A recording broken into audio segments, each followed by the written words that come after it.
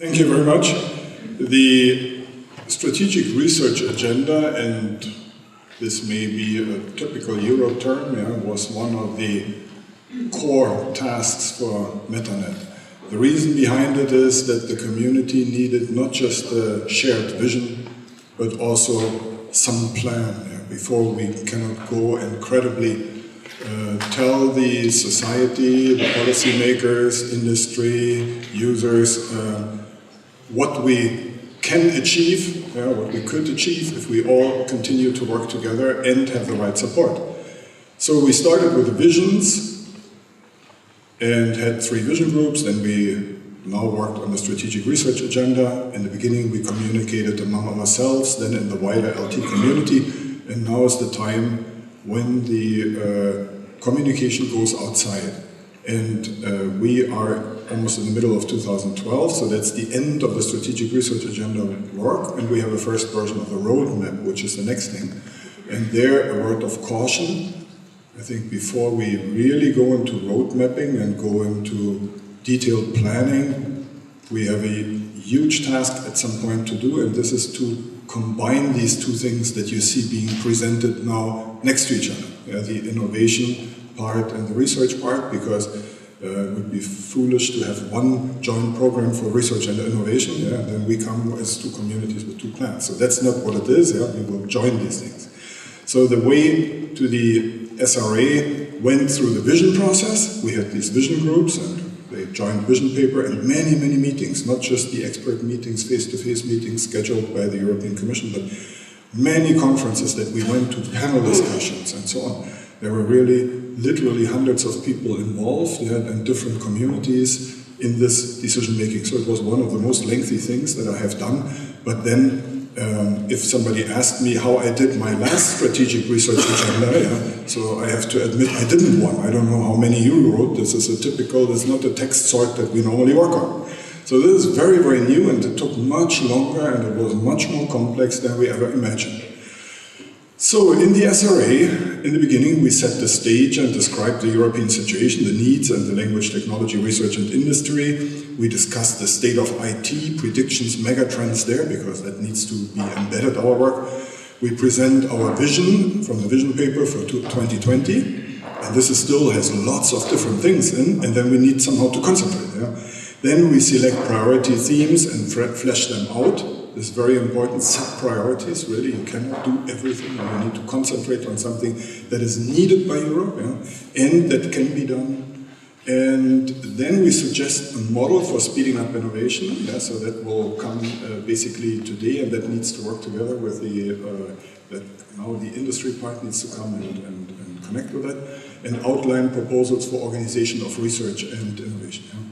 So the strategic considerations are, when we prioritize themes, then those should be themes that support the technology progress in general. So that should not run in addition or go too fast or go behind. So we need really to see where IT as a whole, plus the needs and the markets are developed. And then we need solutions that lead to society needs. So some areas are investing maybe through DARPA more on how their services, security services, monitor certain parts of the world in the interest of world security. So that's lots of money spent on IARP and DARPA.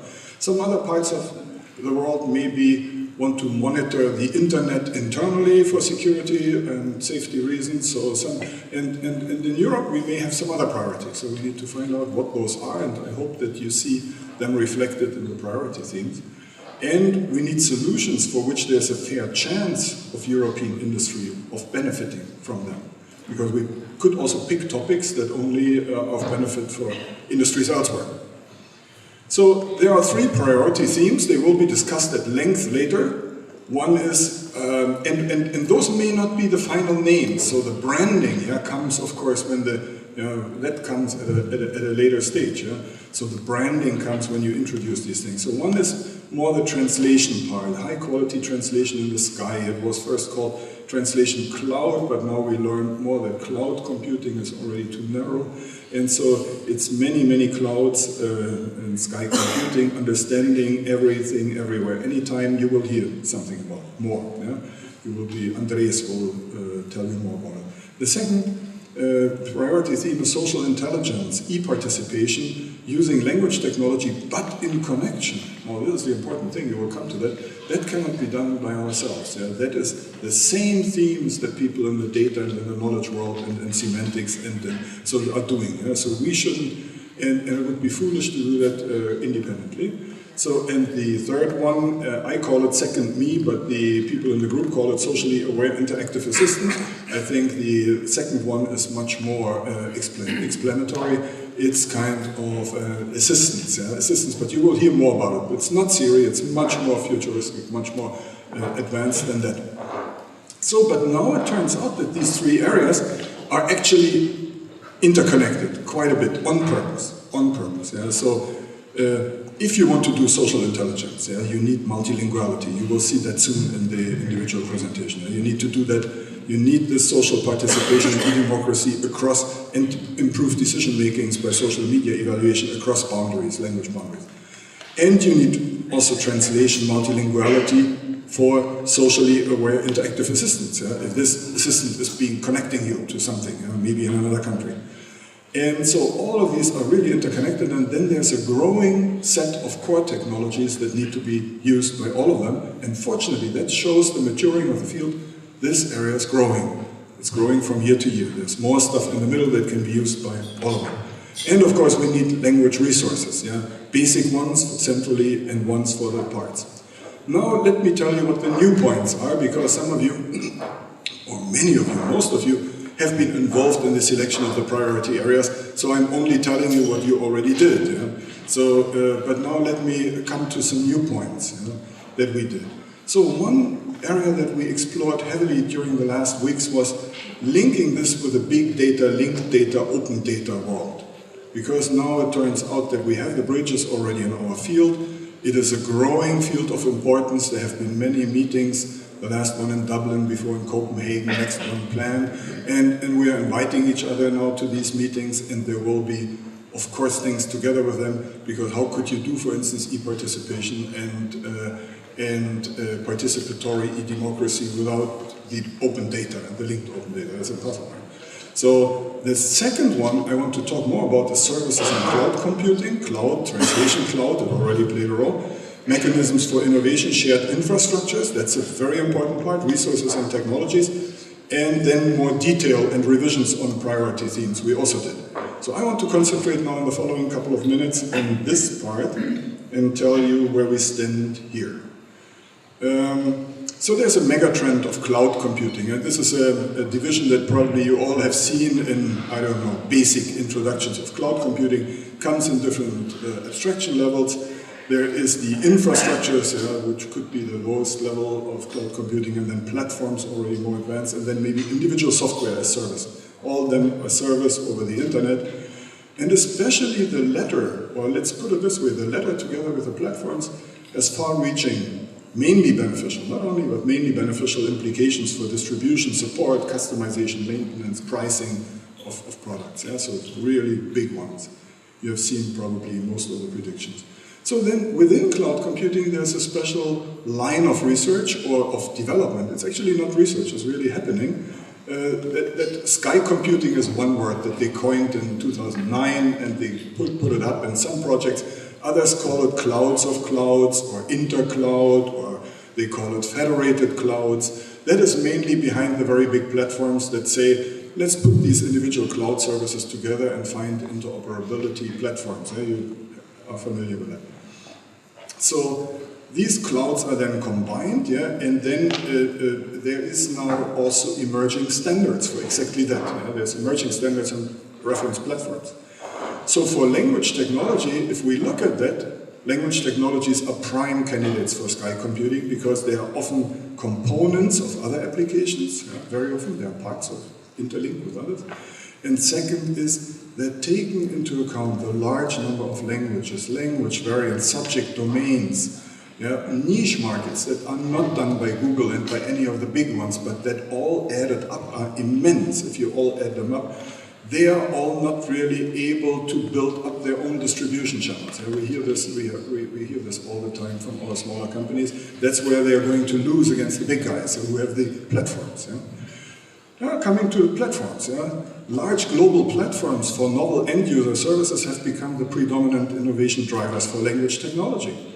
Because all these things that we hear about now, Google Translate, the Google Knowledge Graph, Siri, they all come through platforms that are already there and of global distribution. And that's how they spread, and that's how the same technology that maybe also exists at another place, maybe even better at another place, doesn't reach from this other place, all the end users, but from the place of the platform owner it does. So that's something we have seen. And the lowest level, but nevertheless also very important, is things like the app stores. The app stores are more than only distribution channels, where you can put the free or very cheap app.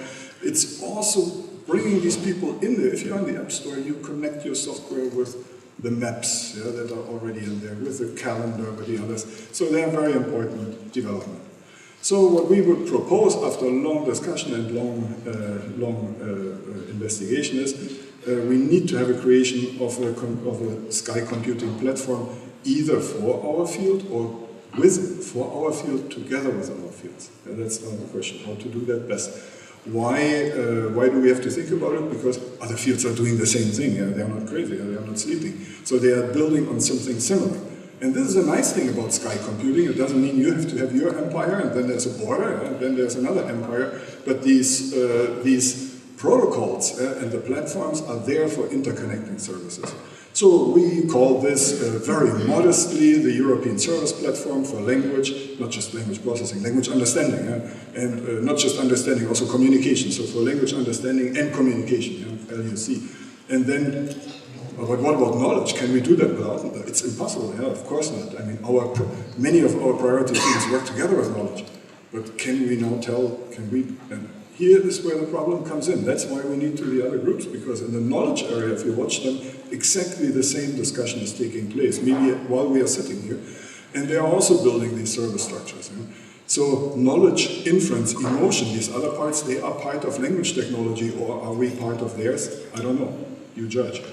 So, but if we had a platform of that sort, growing maybe from language and then connecting with others, then we had a central motor for research and innovation for the next phase of IT evolution.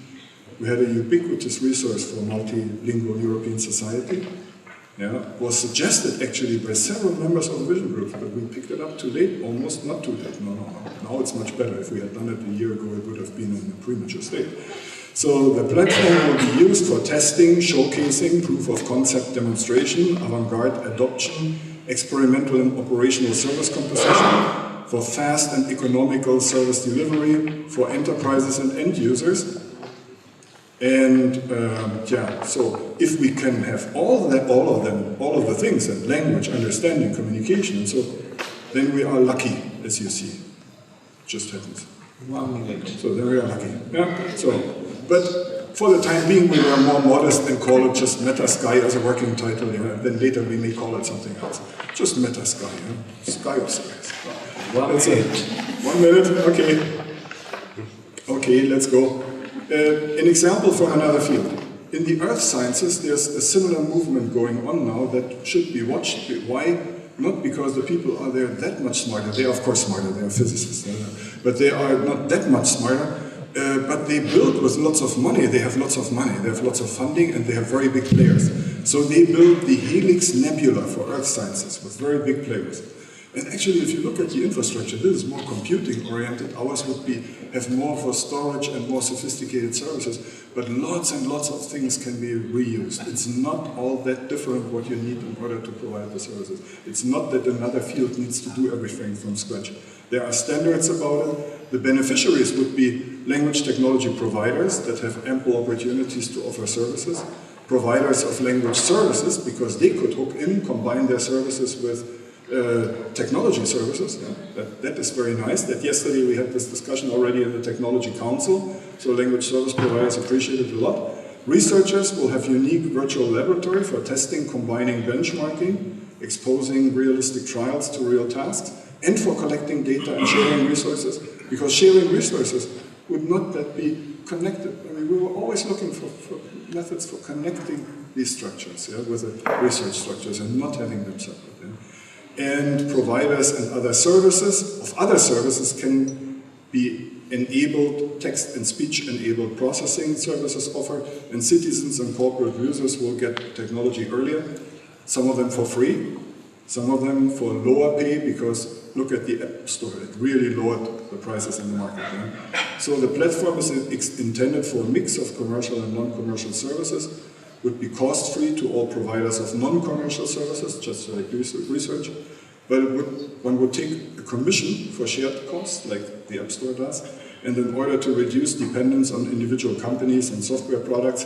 we should apply the OCCI and Open Nebula toolkits and things that are all available. Yeah? That's not the stuff that we should worry about. Yeah? We should hand it out actually to very big guys and let them do that. Yeah?